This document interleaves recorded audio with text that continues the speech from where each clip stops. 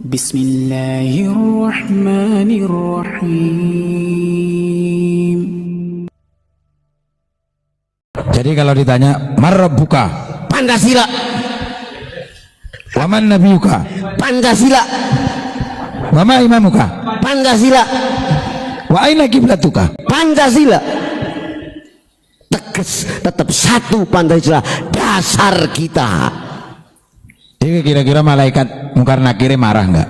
Loh, lari Gus terbirit-birit. Waduh. Oh, ayo dong malaikat. Loh, kan gitu.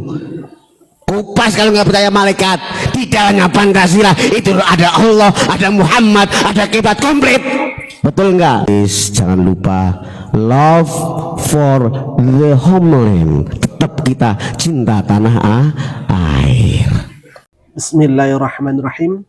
Assalamualaikum warahmatullahi wabarakatuh. Alhamdulillahi rabbil alamin alladzi khalaqal mauta wal hayata liyabluwakum ayyukum ahsanu amala.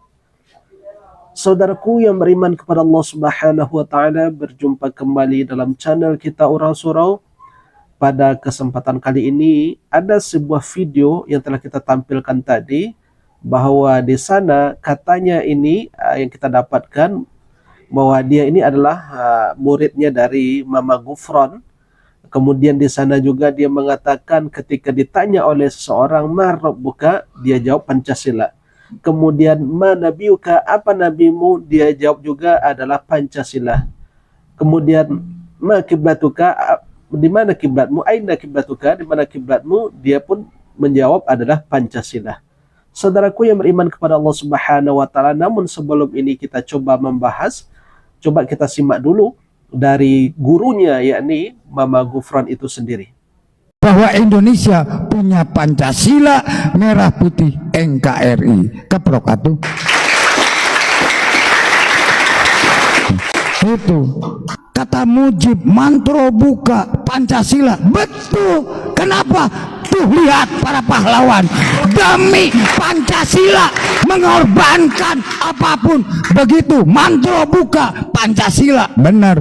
Karena kata TNI dan Polri kan ada ulama, ada tokoh-tokoh agama, itu perlu didoakan TNI dan Polri. Keprokatu.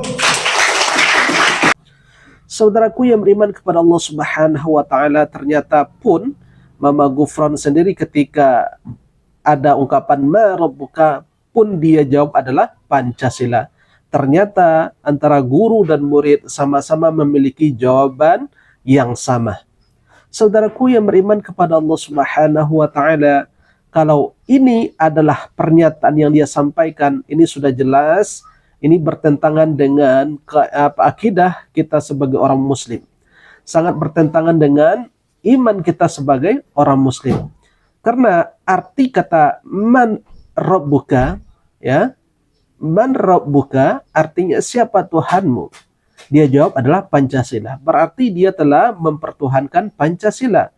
Wa man nabiyuka, dan siapa nabimu? Dia jawab pun adalah Pancasila.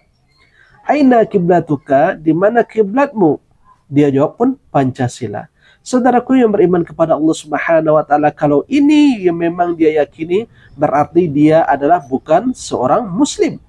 Saudaraku yang beriman kepada Allah Subhanahu wa taala, tegas kita sampaikan bahwa dia telah bertuhankan kepada Pancasila. Sementara Pancasila itu adalah dasar negara, bukan dasar agama. Sementara dasar agama kita, dasar hukum di agama kita tentunya adalah Al-Quran, Sunnah, Ijma' dan Qiyas. Saudaraku yang beriman kepada Allah Subhanahu wa taala, ini yang pertama.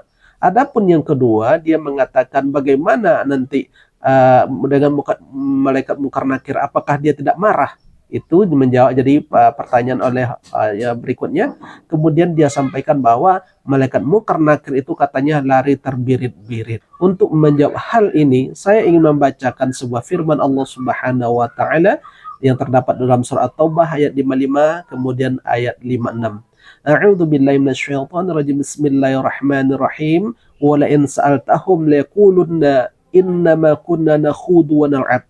Qul abillahi wa ayati wa rasuli kuntum tastahzi'un la ta'taziru qad kafartum ba'da imanikum. Dan jika kalian bertanya kepada mereka tentang apa yang mereka perbuat, tentang apa yang mereka katakan, kemudian nanti mereka tuh menjawab kami hanya bermain-main dan berolok-olok saja ataupun bersenda gurau. Katakanlah kepada mereka itu, apakah dengan ayat Allah, apakah dengan Allah dan ayatnya dan Rasulnya kamu berolok-olok? Katakan kepada mereka itu, tidak perlu kamu meminta maaf, sungguhnya kamu itu telah kufur sesudah kamu beriman. Menurut Ibnu Hazm rahimahullah di dalam Al-Fasl fil Milal wal Ahwa'i wan Nihal juz 3 halaman 142 dikatakan di sana, siapapun yang merendahkan, mengolok-olokkan Allah, mengolok-olokkan Rasulullah, mengolok-olokkan ayat Allah, mengolok-olok malaikat Allah, maka dia dihukumi murtad di sana. Saudaraku yang beriman kepada Allah Subhanahu wa taala, jadi siapapun yang mengolok-olok ayat-ayat Allah tentang agama Allah ini, maka dia telah dihukumi murtad.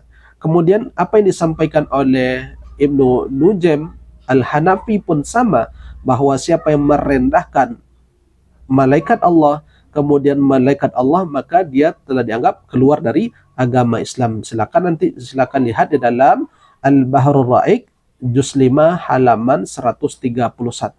Saudaraku yang beriman kepada Allah Subhanahu wa taala, kita mesti hati-hati ya terhadap apa yang berkenaan dengan agama ini. Walaupun kita menyampaikan dengan hanya candaan, walaupun itu hanya untuk mengundang tawa orang banyak, maka ketahuilah seperti ayat yang Allah sampaikan tadi, yang kita bacakan tadi di dalam surah Taubah ayat 55 dan 56, sungguh dia itu telah kufur kepada Allah dan Rasulnya, ya, dianggap telah keluar dari agama. Jadi jangan pernah kita mengolok-olokkan ayat-ayat Allah Subhanahu wa taala, karena ini akan berakibat fatal bagi akidah kita. Walaupun kita mengatakan kita masih seorang muslim, tetapi itu akan bisa membuat kita keluar dari akidah ini, bisa keluar dari agama ini. Saudaraku yang beriman kepada Allah Subhanahu wa taala, barangkali ini yang bisa kita sampaikan.